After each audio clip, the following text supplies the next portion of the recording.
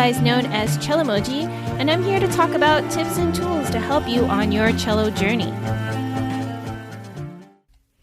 Hello and welcome to episode 13 of Cellomoji Chats. And I titled today's episode, There Are Only 3.5 Positions. Now, when you are learning cello, there is always the question of what position am I in?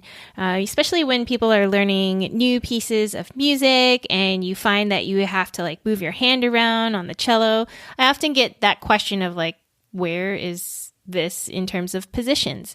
And I just like to say, maybe this is contrary to popular belief, but there really is only 3.5 positions that you really have to worry about on the cello. Now, the first position would be first position. So this is when you're at the very beginning of learning cello, and these are all the notes that usually have tapes and lines on them, and it is often the very first position that you learn.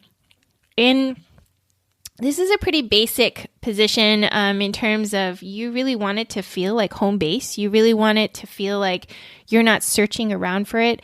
And while in the beginning, we all have to look at our hands in terms of where we are on the cello and making sure that our fingers are lining up with the tapes, at the end of the day, you want to be able to do this without having to look at your hand. You want to kind of feel it physically and know that you are in the right position. Or, you can also start to identify when you are in tune or out of tune.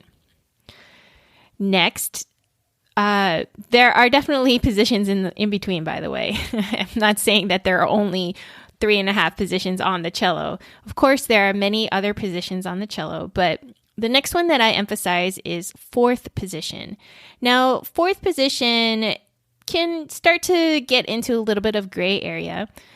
Fourth position is when your thumb is in the curve of the neck, and hopefully your arm and hand are not touching the side of the cello, but your left hand is kind of in that still nice curved shape, and you are higher up on the neck.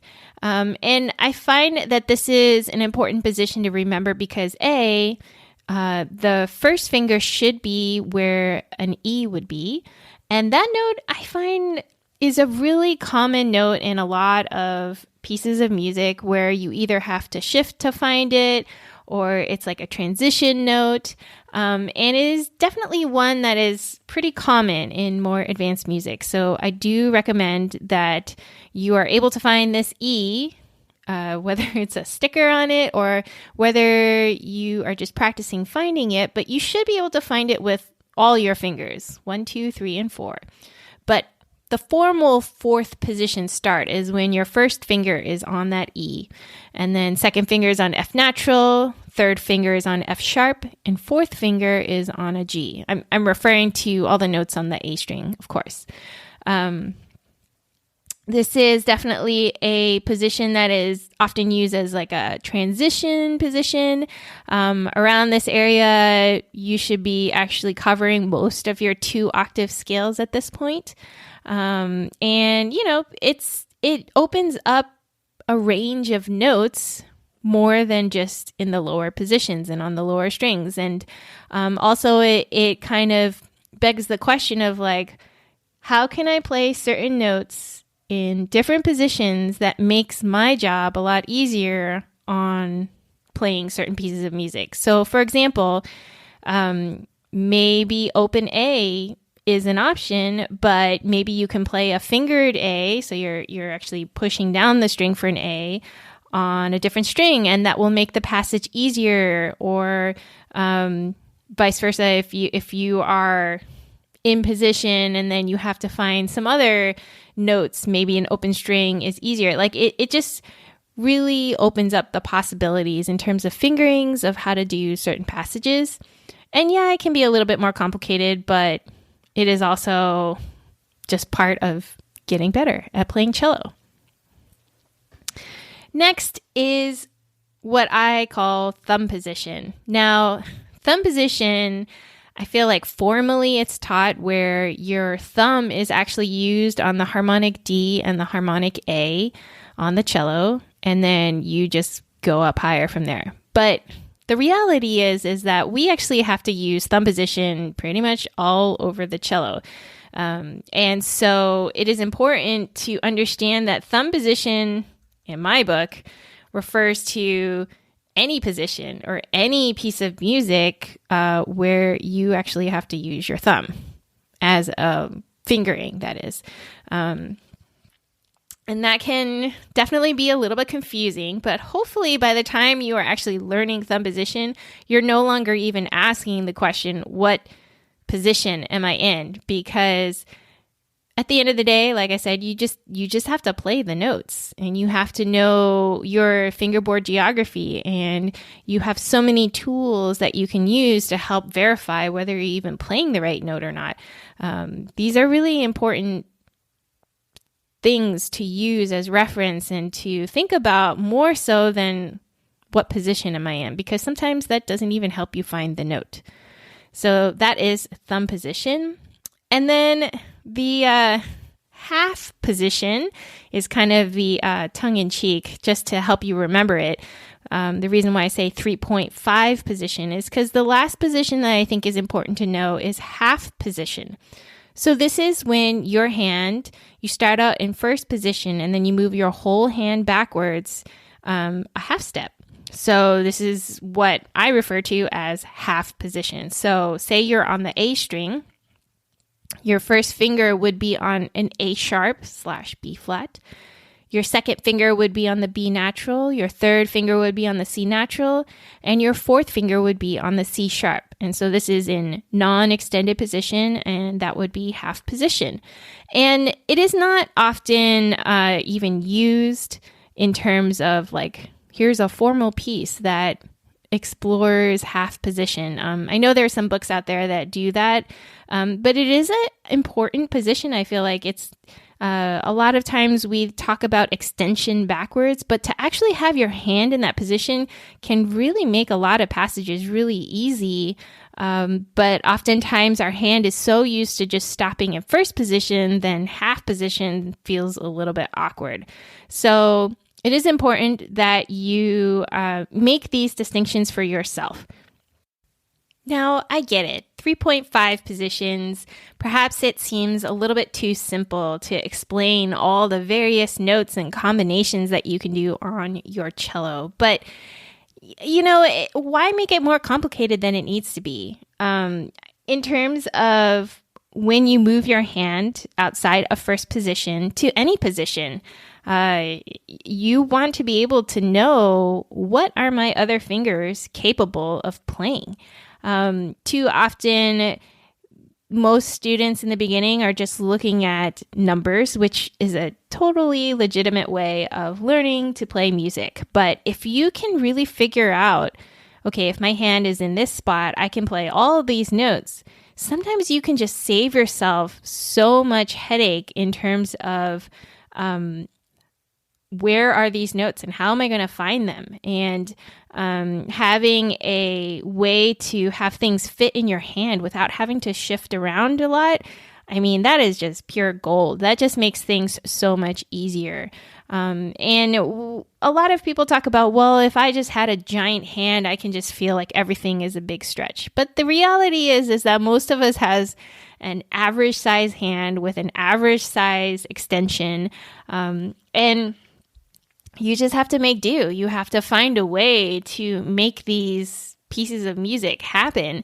And it's not always easy. Sometimes there really is no good option of fingering and you have to just do something that's awkward. But it doesn't mean that you can't do it. It just takes a little bit extra work. So I just wanted to kind of explain my take on positions because I feel like this is something that always comes up in terms of when you're, especially if you're like an intermediate player, I find that happens a lot. They often say like, oh, well, what position is this? Or do I have to move my hand this high? And they sort of demonstrate the movement, which doesn't make much sense. But if you just kind of think it through a little bit logically, you can definitely figure out, how am I supposed to move my hand to find this note or that note? Of course, this is definitely helpful if you have a teacher to guide you, but even if you just watched a YouTube video to see how someone was moving their hand when they were playing your piece, this is such a great resource that's out there. I mean, watch people play and you'll get a better idea on A, what the piece of music is supposed to sound like, and B, perhaps one good option of how you're able to play the notes. So this is kind of my short take on, there are only 3.5 positions on the cello that you really have to worry about. And I think this may be up for discussion.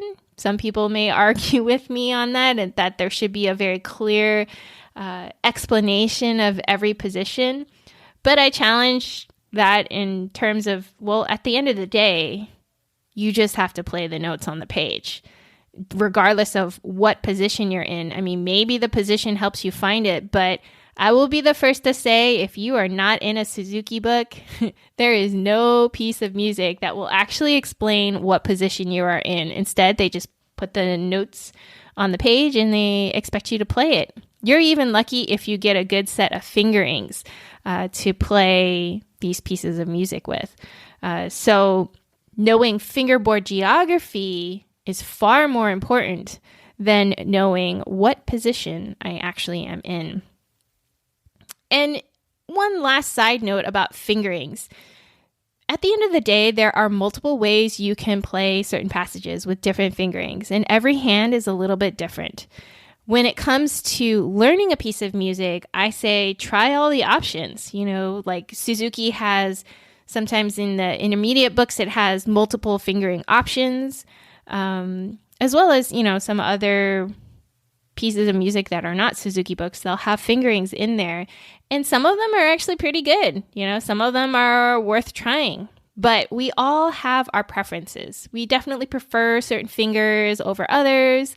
But again, when you are learning, you want to expand your toolbox of possibilities. So you don't want to be stuck with, I can only play an E with my pinky or something like that. You want to be able to find these notes and try these different things. And who knows, you might actually find that certain fingerings are easier than others.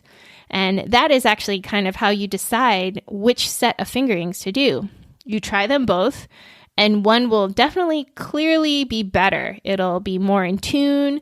It'll be easier to move around. It'll feel a little more natural.